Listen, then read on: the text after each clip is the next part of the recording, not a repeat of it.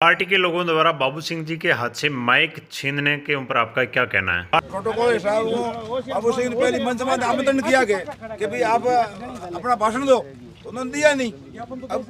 अब मंत्री भाषण दे करके बाद में तो गृह मंत्री का रक्षा मंत्री का टाइम था तो उन्होंने माइक ले खड़े हो गए। ये तो कोई तरीका नहीं होता ना। लेकिन कहीं ना कहीं भाजपा की किरकिरी तो हुई है भाजपा के मंच पे। किरकिरी तो होनी थी, किरकिरी तो मतलब होनी थी कि मतलब एक मतलब रक्षा मंत्री के सामने अगर होता है तो छवि तो खराब होती है नहीं। भाजपा का ये राजस्थान के अंदर 9 वर्ष का मोदी जी के विकास को सुनाने का पहला कार्यक्रम था, जिसके अंदर ऐसे किरकिरी हो गई, तो क्या भाजपा अपने 9 वर्ष को सुरक्षित सुना पाएगी जनता को? नहीं, उसमें कोई दिक्कत नहीं है। छोटी मोटी होती रहती है। छोटी मोटी तो कीकर वे बासा टिकट बंटना है, नेता अगला ही बनना चाहे है, यूं माइक हो जन कीकर बनी बेड़ा की कर रही।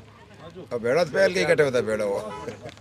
2 टाबरी हुए एक घर में जगह नहीं रखना मुश्किल हो जाए, पोटे पोटे हो रहा कह रही माइक हो जन की कर रही। कायदा क्या कह रहा था, मैं तो कह रहा हूँ कायदा क्या हो रहा है कि भी थे न्यूज छापो के तो भी कायदा कह दी भी आपको पहले देनी है या मंत्री के बाद में स्पीच देनी है, तो वो आपका काम था ना।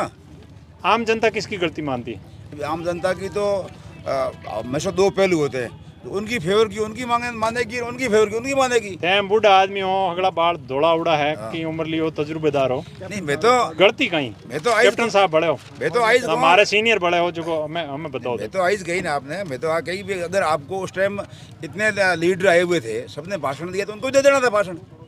पहले भाषण देना था ना, उनका नंबर आया तो।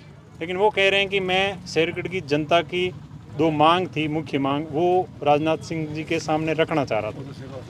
नहीं वो तो मांग तो वो मंत्री ने रख ही ली ना साहब, वो भी तो यहाँ का लोकल MP है ना, यहाँ का 2 बार का MP है, तो मांग तो रख ही ली। वो इस भी मांग थी, दूसरे जो मांग थी वो हमने वो लोकल क्या थी वो हमने पकड़ा दी लिखित में उनको, रक्षा मंत्री साहब को। तो फिर और क्या मांग थी बताओ? कहीं ना कहीं आप ये कहना चाह रहे हो कि बाबू सिंह जी ने जो प्रोटोकॉल तोड़ा वो गलत था?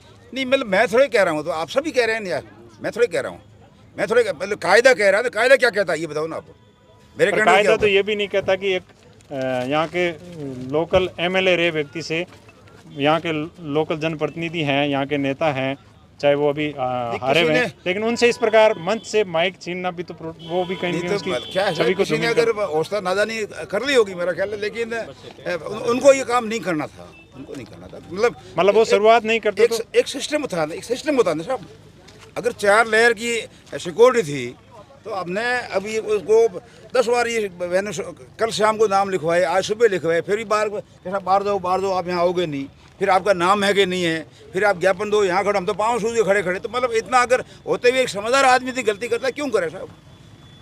बात ये है ना साहब, अगर आपको क्या इस बेइज्जती के बाद भी बाबू सिंह जी भाजपा के साथ रहेंगे अगर उनको टिकट नहीं मिला तो? भैया वो तो उनकी वो जाने, हमें क्या पता साहब, क्या रह सकता है? नहीं अभी वो तो बाबू सिंह जाने रहा। कहीं ना कहीं लोगों के अंदर ये भी सुख बुगाट है कि बाबू सिंह जी जो हैं वसुंधरा जी के ज़्यादा करीबी हैं और भाजपा वसुंधरा जी को नज़रअंदाज कर रही राजस्थान में, तो उसका भी कोई हम तो इतनी लेवल की हाई लेवल राजनीति करते नहीं, हम तो छोटे लेवल पे हैं। यहाँ तो गांव के कहते हैं बता देते हैं, बाकी लंबी ग्रामीण तो हमारा दायरा यहाँ तक ही है, फलोदी रोड तक है, शेरगढ़ तक घूम के जाते हैं। अभी आप वहाँ तक जा रहे हो।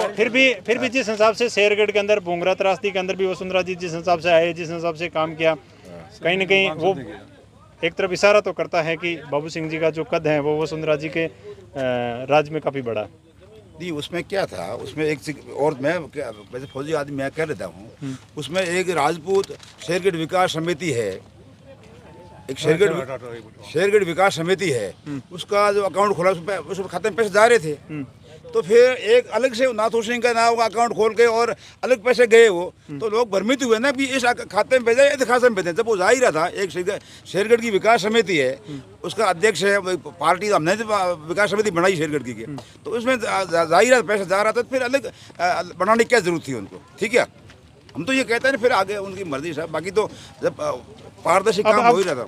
भाजपा की तरफ से आप भाजपा के समर्थक हो क्योंकि आप आए हैं रैली में राजनाथ सिंह जी, नहीं हम तो किसको आप अपना जनप्रतिनिधि चुनना चाहेंगे इस चुनाव? तो सर टाइम बताएगा, अब क्या टाइम तो नजदीक है, बस आएगा जब बता देंगे। थाप गाल की खेती कितनी हुए बड़ा रखे जो बीती खेती है वो तो आज जन बताओ ना सब, तो कोई हरियाणा मिसाल दे मन लागे जगह साहब रास्ता फटेंगे, जगह साहब शेरगढ़ माइक हो मन लागे बाबू सिंह जी के पक्ष में कम हो।